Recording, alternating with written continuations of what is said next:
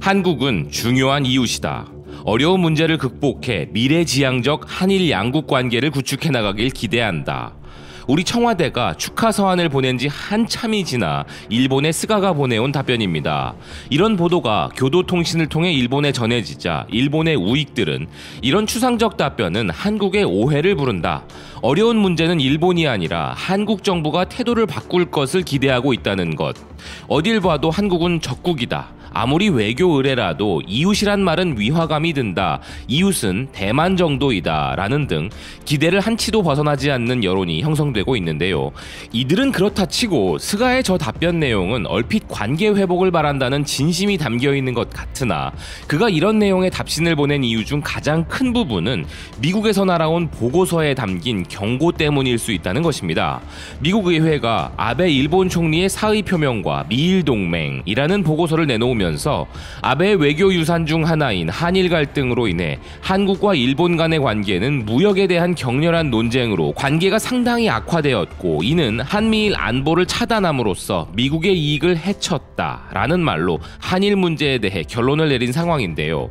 즉 한일 관계를 해친 일본으로 인해 미국이 해를 입었다고 정의 내린 것이죠. 이 부분을 언급한 사람은 일본의 아사히 신문 편집위원인 마키노 요시히로이며 그가 겐다이 비즈니스를 통해 기고한 칼럼에서 한일 관계 악화가 미일 관계까지 영향을 미친다면서 앞서 언급해드린 미국 의회 조사국의 보고서 내용을 인용하고 있는데요.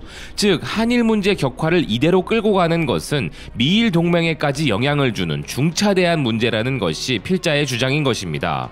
필자는 2012년 12월 이후 7년 9개월 만에 일어난 일본의 총리 교체이지만 아베 정권에서 스가 정권이 되어도 한국과 일본 그리고 북한과의 관계는 앞길에 어려움이 많을 것이라 주장하고 있습니다. 그 이유로 현재 한일 관계를 둘러싸고 일부 관계자가 1년 전 악몽의 재림을 우려하고 있다고 하면서 그 악몽은 바로 지난해 8월 한국 청와대의 한일 군사정보보호협정 즉 지소미아 종료 선언을 둘러싼 엇갈림이라고 우려하고 있는데요. 필자는 한국은 당시 문재인 대통령이 8.15 광복절 경축사를 통해 이제라도 일본이 대화와 협력의 길로 나선다면 우리는 기꺼이 손을 맞잡겠다라고 밝혔는데 이것은 바로 직전에 일본이 수출 관리 조치 엄격화를 발표했음에도 한국은 성의를 보이고자 하는 의도였다고 설명하면서 이날 연설을 전후로 한국에서는 정의용 청와대 국가안보실장 등이 극비리에 방일하여 일본 측과 대화를 토대로 한 해결책을 찾기 위해 노력했다고 그는 주장하는데요. 그러나 한국 측이 일본 기업에게 손해배상을 지급하라는 대법원 판결에 개입할 수 없다는 입장을 고수했고 일본 측은 이러한 한국의 입장을 받아들이지 않았기에 결국 한국 내에서는 이렇게 성의를 보이는데 일본은 너무하다면서 신뢰관계가 없으니 일본이 수출 규제를 취하겠다면 지소미아도 파기해버리라는 흐름이 되어버렸다면서 이 사건의 전후 상황을 일본 기준에서 설명하고 있는 필자입니다. 이후 최근 아베가 총리직 이임에 따른 서한을 문재인 대통령에게 보내고 동시에 문재인 대통령은 스가 총리에게 취임을 축하하는 서한을 보내는 등 한일 간 호흡이 잘 맞는다는 인상을 주는 발표도 있었으나 실상은 다르다는 필자의 주장인데요. 일본 정부에 따르면 아베의 이임 인사는 재임 중 관계가 있었던 수많은 정상들에게 일괄적으로 보낸 것뿐이고 대부분 수신인만 바꿨을 뿐 특별한 의미도 없는 의례상의 서한이었을 뿐이라는 것입니다. 그리고 칼럼의 다음 내용이 더 어이가 없는 부분인데요. 스가가 문재인 대통령에게 분노를 하고 있는 부분이 있다는 것입니다. 그 분노의 이유를 보면 딱 국내의 몇몇 보수 언론지들이 헤드라인으로 뽑기 좋을 법한 내용이 담겨 있는데요. 한국이 태도를 바꿔야 한다고 관방장관 시절부터 주장해왔던 스가가 한국 정부에 화가 난 이유는 자신의 친구인 이병기 전 대통령 비서실장을 뇌물 공여 등의 혐의로 구속시킨 것 때문이라는 것입니다. 필자는 이에 대한 설명으로 정부의 한 관계자에 따르면 스가는 2015년 12월 한일 위안부 합의의 실현을 위해 노력한 이병기 당시 주일대사와 친분이 두터웠는데 이병기 비서실장이 국가정보원장 시절 청와대에 비자금을 전달한 혐의로 구속되었으며 그 당시 스가는 한일 관계를 위해 심혈을 기울인 절친한 친구를 교도소에 보낸 현 정권에 강한 분노를 느꼈다는 것입니다. 허나 기본적으로 이는 실로 어긋난 우정일 수밖에 없는 것이 최고 통수권자를 보필하는 자가 명백한 범죄를 저질러 사법 처리된 것임에도 우리 정부에 분노를 하고 아울러 그 이유로 한국과 사이좋게 지내지 못한다는 것이기 때문이죠. 이게 무슨 전국시대의 사무라이도 아니고 야쿠자도 아닌 나름대로 민주주의 국가라 자칭하는 곳에서 가당키나 한 소리인지 놀라울 따름인데요. 오히려 그렇게 친분이 두텁고 우정어린 외교대사가 구속이 되면 관방장관으로서 한나라의 2인자인 사람이 사귈 대상을 잘못 판단한 것에 대한 반성을 좀 느껴야 하는 것이 아닐까 하는데 말입니다. 그럴 만한 이유를 여기서 설명을 드릴 수 있을 듯 합니다.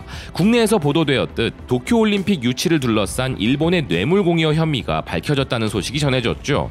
놀라운 것은 그 뇌물에 관여한 사람이 바로 스가 총리라는 리테라의 보도가 있었습니다.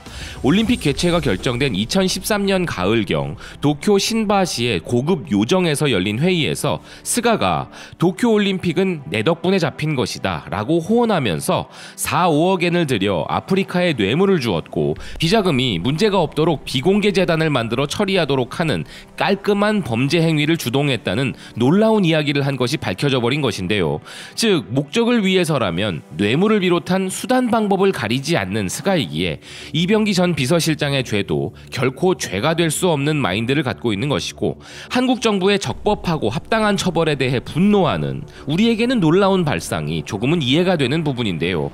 뇌물 정도는 얼마든 줘도 된다는 스가와 이병기 전 실장과 같은 사이를 두고 우리는 유유상종이라고 표현하는 것이죠.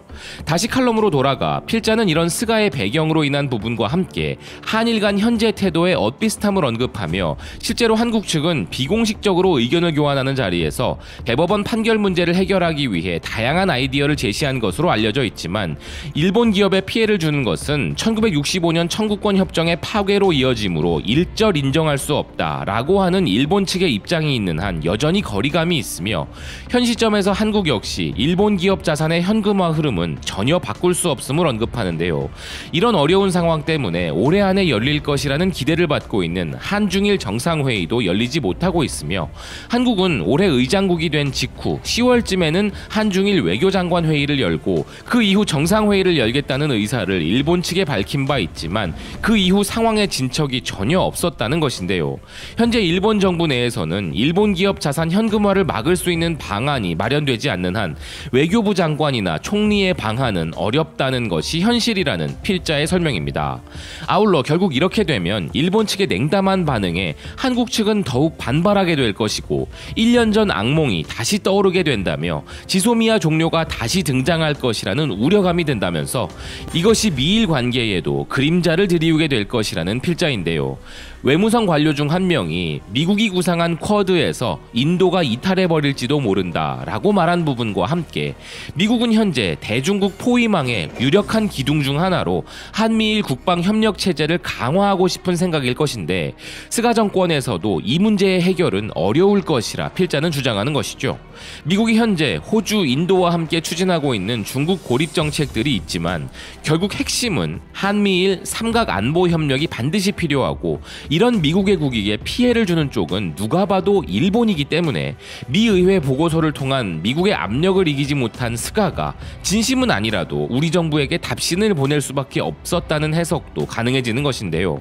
미일 동맹을 최우선으로 하는 일본에게 한국과의 관계 회복은 한일 간의 문제를 넘어 미일 간의 갈등마저 야기할 수 있게 되어버린 현 시점에서 앞으로 일본의 움직임이 어떻게 변할지 추이를 지켜볼 만하다는 생각입니다. 지금까지 BK뉴스 브리핑이었습니다. 시청해주셔서 감사드립니다.